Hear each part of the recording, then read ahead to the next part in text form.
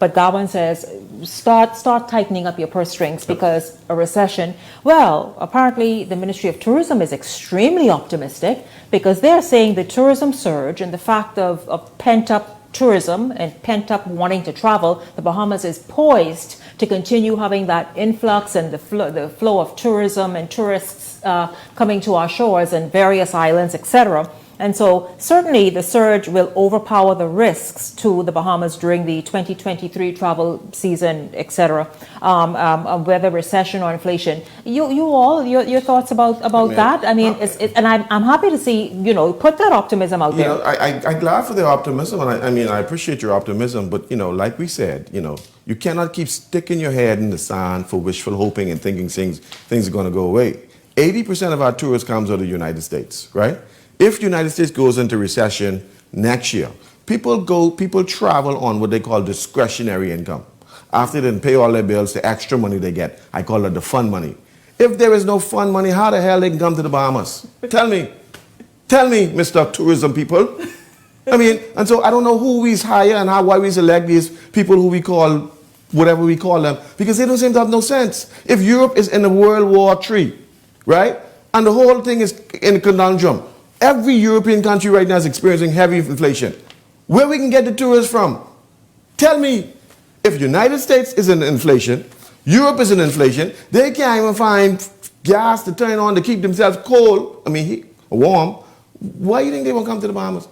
Come on, where they get the money from? And so we got to be sensible because the Bahamas is not a cheap destination.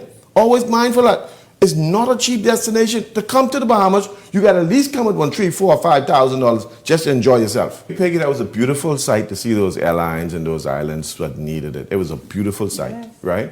But, and I appreciate the stance of the government for making those moves to bring those new activities there for economic circulation.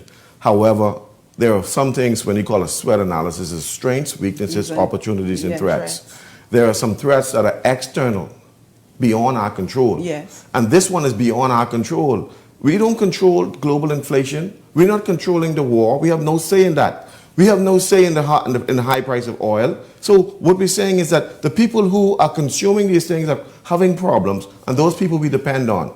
If they cut back, then they cut back on us. Mm-hmm. If they cut back on us, that means there's less money for us. Yes. We just have to be sensible and prepare. Don't say, oh yeah, everything, you create, I still write business plans. And people write business plans with these flowery numbers that, the business can be $1 million business. Really it's not true. You got to be truthful. One of the things in my book I talk about, be truthful when you're talking about numbers. Yes. Because what happens is you're going to get disappointed. Numbers don't and lie. you're going to cry. Yes. Mm. And so, Mr. Minister of Tourism, please revise that statement. You got to, I appreciate what you're doing and I know what you're doing, but listen, if the United States go into this global recession, Europe goes into this recession, we can get the brunt of it because we depend on them. We are the breast sucking.